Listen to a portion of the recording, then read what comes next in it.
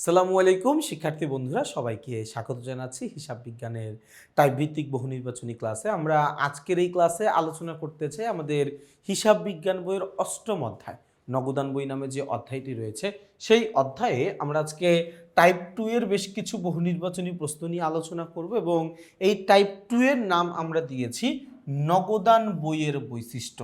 এই নগদান বইয়ের বৈশিষ্ট্য এই টাইপ 2 এ আমরা 11 থেকে 21 নম্বর সিরিয়ালের যেই প্রশ্নগুলো রয়েছে সেই প্রশ্নগুলো নিয়ে আমরা কথা বলবো।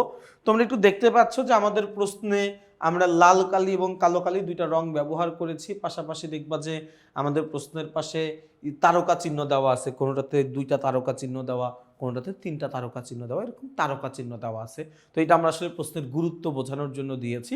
একটু খেয়াল করে দেখো আমাদের 11 নম্বর প্রশ্নে কি বলেছে।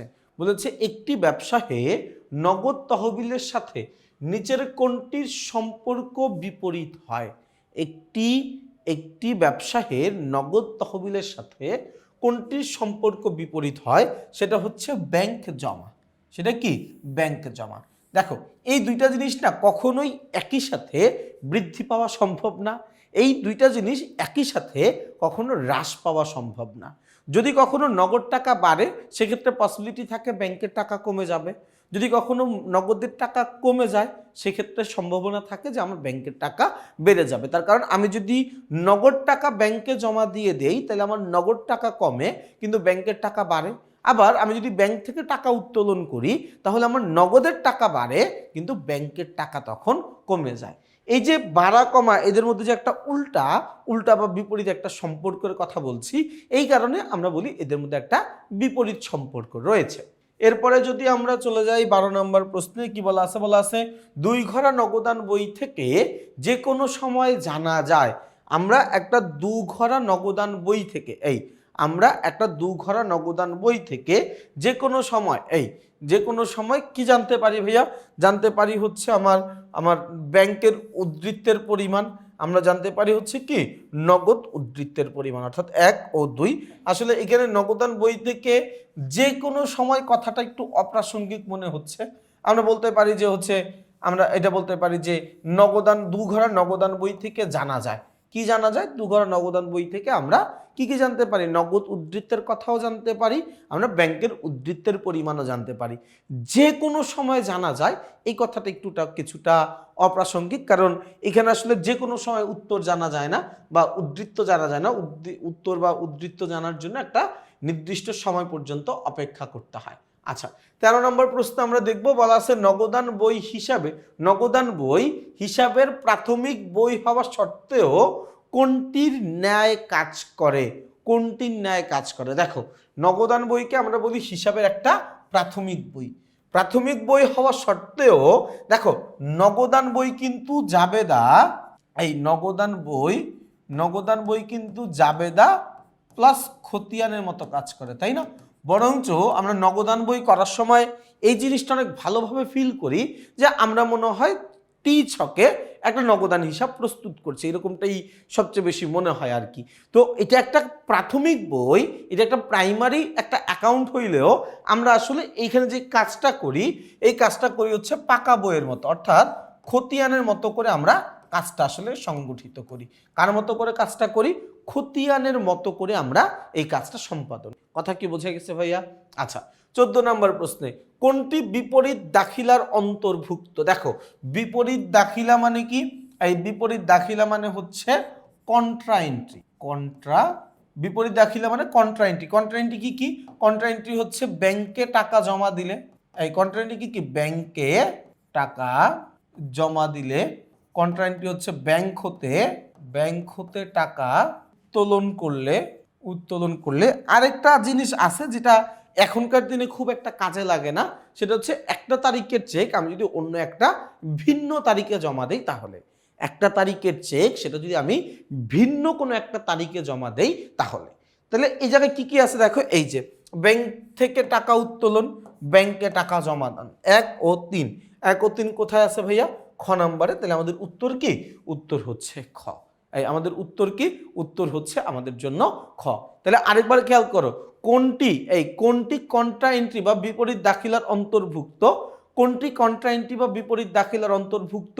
ব্যাংকে টাকা জমা দেওয়া হলো, ব্যাংক থেকে টাকা উত্তোলন করা হলো, এই দুইটা, তাই না?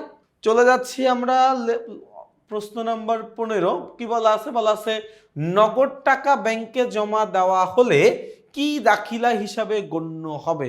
আমি নগদ টাকা ব্যাংকে জমা দিছি, নগদ টাকা ব্যাংকে জমা দিলে এটা জাবেদা কি হয়? দেখো, আমি নগদ টাকা ব্যাংকে জমা দিলে আমার এখানে জার্নালটা হয় হচ্ছে ব্যাংক হিসাব ডেবিট, আমার জার্নালটা হয় হচ্ছে ব্যাংক হিসাব ডেবিট আর নগদান হিসাব, নগদান হিসাব, ব্যাংক হিসাব ডেবিট, নগদান হিসাব ক্রেডিট।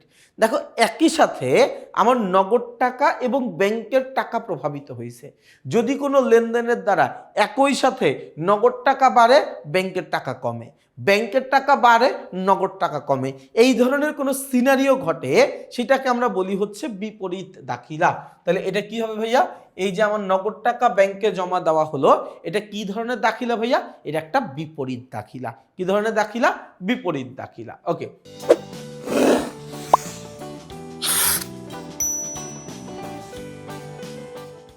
আচ্ছা, নগদান বইয়ের ক্ষেত্রে দেখো, সব ধরনের নগদ বইতে বাট্টার কালাম থাকে, উভয় দিকের বাট্টার পার্থক্য নির্ণয় করা হয় না, কারবারি বাট্টা কোনো ক্রমেই লিপিবদ্ধ করা হয় না।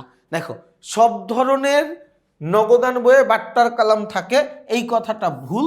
তার কারণ বাট্টার ঘর থাকে শুধুমাত্র 3 ঘরা নগদান বইতে, 3 ঘরা নগদান, 3 ঘরা নগদান বইতে। তার মানে এই অপশনটা ভুল বা এই অপশনটা মিথ্যা।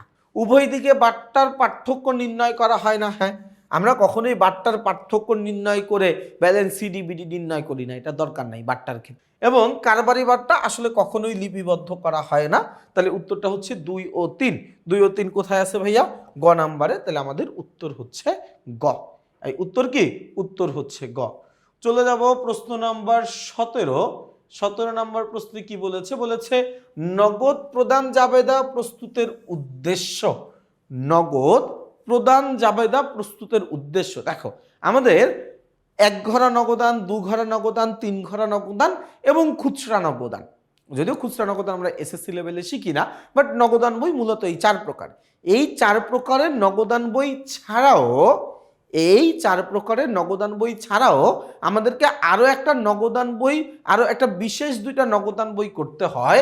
একটার নাম হচ্ছে নগদ প্রাপ্তি জাবেদা, একটা নাম হচ্ছে কি নগদ প্রাপ্তি জাবেদা, আরেকটা হচ্ছে নগদ প্রদান। নগদ প্রাপ্তি জাবেদার মাধ্যমে আমার প্রতিষ্ঠানে কি পরিমাণের নগদ টাকা আসলো, কি পরিমাণের নগদ টাকা আসলো, তার মানে নগদ আন্তঃপ্রবাহ, নগদ আন্তঃপ্রবাহ ঘটলো, এটার পরিমাণ জানা যায়। নগদ প্রাপ্তি জাবেদার মাধ্যমে আমার ব্যবসায়ে কি পরিমাণের নগদ টাকা আসলো, অর্থাৎ নগদ আন্তঃপ্রবাহ, ক্যাশ ইনফ্লো কত টাকা, এটার পরিমাণ আমি জানতে পারি। নগদ প্রদান জাবেদার মাধ্যমে আমার কি পরিমাণের নগদ টাকা, কি পরিমাণের নগদ টাকা ব্যবসায় থেকে চলে গেল, অথবা আমরা বলতে পারি নগদ বহিঃপ্রবাহ, নগদ বহিঃপ্রবাহের পরিমাণ আমি জানতে পারি। কিসের পরিমাণ? নগদ বহিঃপ্রবাহের পরিমাণ জানতে পারি, যেটাকে আমরা ইংরেজিতে বলি হচ্ছে ক্যাশ আউটফ্লো। এই ইংরেজিতে কি বলি? Cash outflow. তাহলে ভাই, নগদ প্রদান জাবেদা প্রস্তুতের উদ্দেশ্য কি? নগদ প্রদান জাবেদার মাধ্যমে আমি নগদ বহিঃপ্রবাহের পরিমাণ জানতে পারি। কিসের পরিমাণ? নগদ বহিঃপ্রবাহের পরিমাণ জানতে পারি। ওকে, 17 নাম্বারটা হইল। চলে যাব আমরা প্রশ্ন নাম্বার 18তে। দেখি ভাই 18তে কি বলছে। মাশাআল্লাহ, 18 নম্বর প্রশ্ন আমাদেরকে বলেছে 3 ঘরা নগদান বইতে কতটি ঘর থাকে? 3 ঘরা নগদান বইতে ঘর থাকে হচ্ছে 7টা 7টা 14টা। কি কি ঘর দেখো? ডেবিট পাশে ঘর থাকে তারিখ, বিবরণ, এই তারিখ বিবরণ বলো বা প্রাপ্তি বলো, যেটাই বলো না কারণ, তারিখ, প্রাপ্তি, তারপরে হচ্ছে জাবেদা পৃষ্ঠা, ভাউচার নং, তারপরে হচ্ছে ব্যাংকের টাকা, নগদ টাকা, বাট্টার টাকা। 1 2 3 4 5 6 7। আবার এই 7টাও থাকে কি, আবার ক্রেডিট পাশেও থাকে 7টা। তাহলে 7 7 14টা ঘর থাকে, তাই না? তাহলে উত্তর কি হবে? উত্তর হবে হচ্ছে ক, 14টি। উত্তর কি? ক, 14টি, তাই না? আচ্ছা, নিচের কোনটি দ্রুত নগদ অর্থে রূপান্তর করা যায় না? আমি চাইলেই অনেক তাড়াতাড়ি অপেক্ষাকৃত যেগুলো অপশনে আছে আর কি, এই অপশনগুলোর মধ্যে কোন জিনিসটাকে আমি চাইলেই খুব দ্রুত নগদ টাকায় রূপান্তর করতে পারবো না? দেখো ব্যাংকে টাকা আছে, আমি চাইলেই কি করতে পারবো, 2 মিনিটও লাগবে না, আমার ব্যাংকের টাকা ক্যাশ করে ফেলবো, বিকাশ দিয়ে তুলে ফেলবো, ব্যাংকে এটিএম বুথে গিয়ে কার্ডটা ঘষা দিব, টাকা নিয়ে চলে আসবো। দেনাদারের কাছে টাকা পাই, টাকা চাই আমি নিয়ে আসবো, তাই না? প্রাপ্য বিল একই টাইপের। কিন্তু মজুদ মাল অর্থাৎ আমার কাছে বেশ কিছু ব্যবসায়িক পণ্য রয়েছে, বেশ কিছু ব্যবসায়িক পণ্য আমার কাছে রয়েছে, এগুলোকে বিক্রি করার পরে আমি টাকা পাবো। তার মানে এই 4টা অপশনের মধ্যে অপেক্ষাকৃত মজুদ পণ্যকে নগদ অর্থে রূপান্তর করাটা কিছুটা সময় সাপেক্ষ ব্যাপার। কি ব্যাপার? কিছুটা সময় সাপেক্ষ ব্যাপার বাকি 3টার তুলনায়। বুঝা গেছে আমার কথা? আচ্ছা, 20 নম্বর প্রশ্নে ভাই কি বলা আছে? বলা আছে নগদান বই হিসাব চক্রের মধ্যে না পড়ার কারণ। নগদান বই, ভাইয়া 20 নম্বর প্রশ্নটা একটু দেখব। নগদান বই হিসাব চক্রের মধ্যে না পড়ার কারণ, কারণ নগদান বই কি কারণে, আমার যে হিসাব চক্রের যেই 10টা ধাপ রয়েছে, লেনদেন শনাক্তকরণ, লেনদেন বিশ্লেষণ, জাবেদা ভুক্তিকরণ, খতিয়ান ভুক্তকরণ, তারপরে হচ্ছে আমাদের রেওয়া মিল, সমন্বয় দাখিলা, কার্যপত্র, তারপর হচ্ছে আমাদের আর্থিক বিবরণী, হিসাব পরবর্তী রেওয়া মিল, এই যে যেই সমন্বয় দাখিলা, তারপর হচ্ছে হিসাব পরবর্তী রেওয়া মিল, এই যে যে আমাদের হিসাবের যে প্রক্রিয়াটা রয়েছে, এই প্রক্রিয়ার মধ্যে আমাদের কোনটা পড়ে না ভাই? এই প্রক্রিয়ার মধ্যে আমাদের নগদান বইটা পড়ে না। অর্থাৎ নগদান বই এটা হিসাব চক্রের কোনো পার্ট না। তার কারণ নগদান বইটা আসলে জাবেদা ও খতিয়ানের মধ্যেই আছে, তাই কারণে নগদান বইকে বলা হয় জাবেদা প্লাস খতিয়ান। জাবেদা প্লাস খতিয়ান দুইটার সংমিশ্রণকে একসাথে আমরা কি বলি? একসাথে আমরা নগদান বই বলি, তাই না? আচ্ছা, এরপরে আমরা চলে যাব হচ্ছে প্রশ্ন নাম্বার 21। 21 নম্বর প্রশ্ন বলেছে কন্ট্রা এন্ট্রির জন্য খতিয়ানের কালামের ঘরে কি লিখতে হয়? লিখতে হয় হচ্ছে সি লিখতে হয়, লিখতে হচ্ছে ক লিখতে হয়। এখন তুমি যদি চাও যে সি লিখবা, তুমি যদি চাও ক লিখবা, যেটাই লেখো না কেন তুমি কিন্তু লিখতে পারবা। তাইলে আমাদের নগদান বইয়ের, এই খেয়াল করে দেখো, নগদান বই যদি কোনো কারণে কন্ট্রা এন্ট্রি থাকে, ওই কন্ট্রা এন্ট্রিটা আমি খতিয়ানের ঘরে কি লিখবো? আমি সি লিখে দিব। এইভাবে না লিখে আমি যদি চাই এইভাবে লিখবো, লিখতে পারবো। এইভাবে না লিখে আমি যদি চাই ক লিখবো, এটাও লিখতে পারবো। তাহলে উত্তর কি? 1, 2 এবং 3। তার মানে উত্তর হচ্ছে ঘ নাম্বারটা। উত্তর কি? উত্তর হচ্ছে ঘ নাম্বারটা। তাহলে খেয়াল করে দেখো, প্রশ্নগুলো কিন্তু খুবই সহজ। হয়তো তুমি কখনো মনোযোগ দিয়ে পড়ার চেষ্টা করো নাই, হয়তোবা তুমি এত বিস্তারিত বুঝে পড়ার চেষ্টা করো নাই। বহু নির্বাচনী প্রশ্নের ক্ষেত্রে আমরা যত বেশি ব্যাখ্যা বিশ্লেষণ করে পড়তে পারবো সামনের দিনগুলোতে, এটা আমাদের জন্যই তত বেশি ভালো হবে। তার কারণ আমরা যেই প্রশ্নটা পড়ছি এটাই পরীক্ষার হলে আসবে, এই ব্যাপারে আমরা যতটুকু না নিশ্চিত তার চেয়ে বেশি নিশ্চিত কিন্তু আমরা যেই ব্যাখ্যাগুলো পড়ছি ওই ব্যাখ্যাগুলো থেকে প্রশ্নগুলো কমন পাওয়ার সম্ভাবনা সবচাইতে। তাহলে ভাই সবাই ভালো থাকবা, সুস্থ থাকবা, সবার জন্য শুভকামনা রইল। আসসালামু আলাইকুম।